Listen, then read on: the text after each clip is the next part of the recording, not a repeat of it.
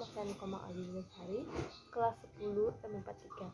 Hari ini saya akan memperjelaskan sedikit tentang sejarah Indonesia. Yang saya jelaskan pertama adalah sejarah Indonesia. Kata sejarah berasal dari bahasa Arab yang berarti sanjoratum, yang berarti pohon atau keturunan. Sejarah dalam bahasa Indonesia ada 3, yaitu bahasa Yunani yang bisa disebut dengan historia atau belajar. Kedua, bahasa Inggris atau history yang berarti masa lampau umat manusia. Ketiga, bahasa Jerman atau bisa disebut dengan Gestaltet, yang sesuatu bakal terjadi. Pengertian sejarah yaitu sesuatu ilmu pengetahuan yang mempelajari segala peristiwa atau kejadian yang akan terjadi. Sumber sejarah ada 3, yaitu sumber lisan, sumber tertulis, sumber benda atau artefak. Sumber lisan adalah sumber yang diperoleh oleh peraturan yang terlibat. Kedua, sumber tertulis. Sumber tertulis artinya keterangan tentang peristiwa masa lampau yang disampaikan. Ketiga, sumber benda atau artefak artinya sumber benda yang berasal dari benda. Ruang lingkup sejarah ada 3, yaitu unik, abadi, dan penting. Unik artinya sejarah sebagai kisah, penting artinya sejarah sebagai ilmu, abadi sejarah sebagai seni. Asal usul nenek moyang bahasa Indonesia. Manusia purba tidak mengenal tulisan dalam kebudayaan.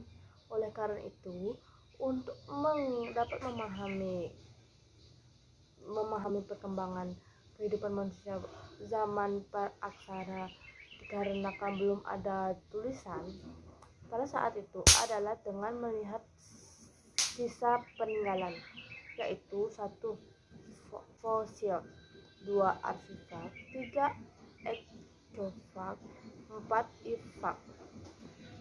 Proses perkembangan bumi yaitu ada 4. 1.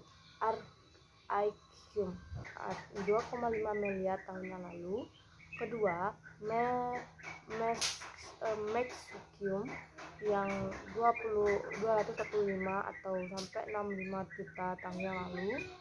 Ketiga, Paleozoikum 500 sampai 275 tahun juta yang lalu.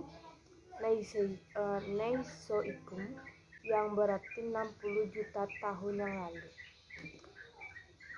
Corak kehidupan masyarakat prakasara. 1. Pola hunian. Corak kehidupan masyarakat prakasara. 1. Pola hunian. Pada zaman prakasara, pola hunian manusianya berbagai menjadi 3 cara, yaitu Honmanden, kedua semi-Honmanden, ketiga menetap. Masa berburu, kedua masa bertanam, ketiga masa perundingan. Setelah perjuangan pada sistem perjuangan pada suatu peraksaraan pada dasarnya telah memiliki sistem kepercayaan. Suatu masa prakasara pada dasarnya telah memiliki sistem kepercayaan, yaitu ada 5. Yang A. Menhir, sebuah tugu yang terbuat dari batu dan ditempelkan ke sebuah lokasi. B. Pundak berundak, bangunan suci yang memuja roh sebagai tempat meletakkan sajenan untuk pemujaan. Yang C. Dolmen, meja dari batu yang berfungsi sebagai tempat pelaksanaan sajenan untuk pemujaan. D.